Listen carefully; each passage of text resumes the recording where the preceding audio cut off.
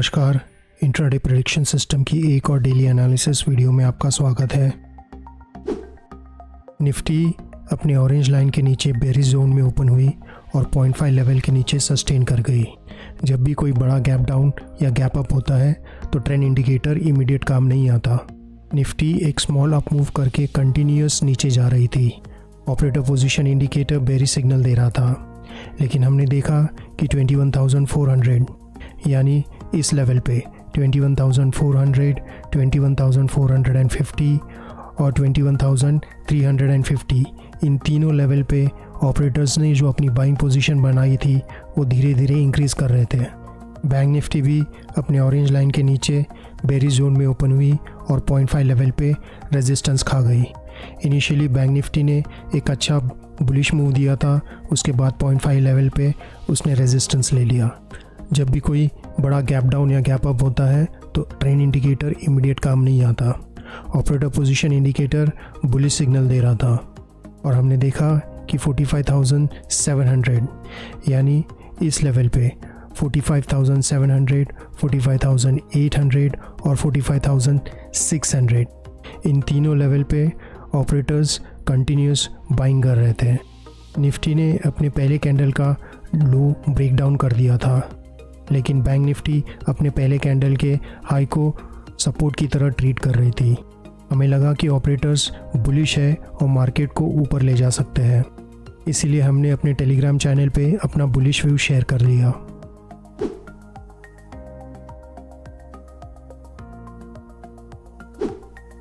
Nifty में trend indicator पहले bearish signal दे रहा था, फिर बुलिश सिग्नल दे रहा था और फिर साइडवेज हो गया। ऑपरेटर पोजीशन इंडिकेटर में ऑपरेटर्स ने पहले सेलिंग की और फिर बाइंग की और अपनी पोजीशन होल्ड कर गए। चार्ट पे आप देख सकते हैं कि पहले सेलिंग आई और फिर बाइंग आई और फिर निफ्टी साइडवेज हो गई। बैंक निफ्टी में ट्रेंड इंडिकेटर पहले बेरिश सिग्नल दे रहा था, फिर बुलिश सिग्नल दे रहा था और फिर बेरिश सिग्नल देने लगा। ऑपरेटर्स बैंक निफ्टी में पहले बाइंग करते हैं और फिर कुछ सेलिंग करके अपनी पोजीशन होल्ड करते हैं और फिर एकदम से सेलिंग करते हैं। चार्ट पे पहले बाइंग आई और फिर बैंक निफ्टी के साथ थोड़ी ऊपर गई और जब यहाँ पे सेलिंग चालू हो गई तो बैंक निफ्टी एकदम से नीचे आ गई। मॉर्निंग में ही हमने अपना बुलिश व्यू शेयर कर दिया था, लेकिन निफ्टी में हमें कोई बेरिश ट्रेड में इमीडिएट एंट्री नहीं मिली। एंट्री 10:30 बजे के बाद इस लेवल पे एक्टिवेट हुई थी। उसी वक्त बैंक निफ्टी ने भी अपने ट्रेंड इंडिकेटर का ब्रेकआउट दिया। ऑपरेटर्स कंटिन्यूस बाइंग कर रहे थे और मार्केट में एक अच्छा खासा बुलिश मूव आ गया। ऑपरेटर्स बैंक निफ्टी में अपनी बेरिश पोजीशन कैरी फॉरवर्ड कर गया है, बट ये इतनी बड़ी पोजीशन नहीं है, इसलिए हमारे हिसाब से कल मार्केट शायद साइडवेज और वोलेटाइल रह सकता है। हमारी कल की डेली एनालिसिस वीडियो में हमने ये buyer seller zone chart share किया था। निफ्टी ने इस बायर जोन का ब्रेकडाउन दिया तो उसका नेक्स्ट टारगेट ये बायर जोन था। इसका ब्रेकडाउन दिया तो नेक्स्ट टारगेट ये बायर जोन था।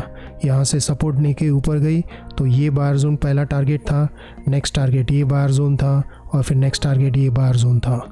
बैंक निफ्टी ने इस बायर लाइन से सपोर्ट लिया, उसका पहला टारगेट ये बायर जोन था और नेक्स्ट टारगेट ये बायर जोन था। इसका ब्रेकडाउन दिया तो पहला टारगेट ये बायर जोन था और नेक्स्ट टारगेट ये बायर लाइन थी। हमारे बायर सेलर जोन इंडिकेटर की मदद से हमने चार्ट पे सारे इंपॉर्टेंट बाइंग जोन और सेलिंग जोन मार्क कर दिए हैं। निफ्टी अपने इस इंपॉर्टेंट जोन का अगर ब्रेकआउट देती है तो पहला टारगेट ये सेलर जोन है, उसके बाद ये रेजिस्टेंस है और उसके बाद नेक्स्ट टारगेट ये सेलर जोन है। और अगर इसका ब्रेकडाउन देती है तो पहला टारगेट ये बायर जोन है और नेक्स्ट टारगेट ये बायर जोन है। बैंक निफ्टी अगर अपने इस इंपॉर्टेंट जोन का ब्रेकआउट देती है तो पहला टारगेट ये सेलर जोन है और नेक्स्ट टारगेट ये सेलर जोन है। और अगर इसका ब्रेकडाउन देती है तो पहला सपोर्ट ये बायर लाइन है और उसके बाद ये एक बड़ा गैप जोन है।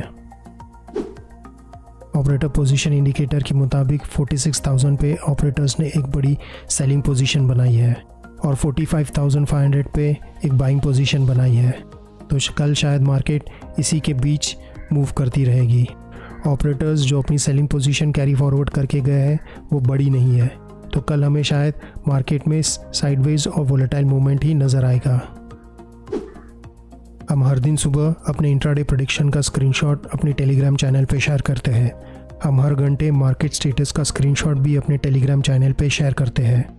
जिसका लिंक लाइक बटन के नीचे डिस्क्रिप्शन बॉक्स में है। हमारी अगली डेली एनालिसिस वीडियो में आपसे मुलाकात होगी। Have a nice day.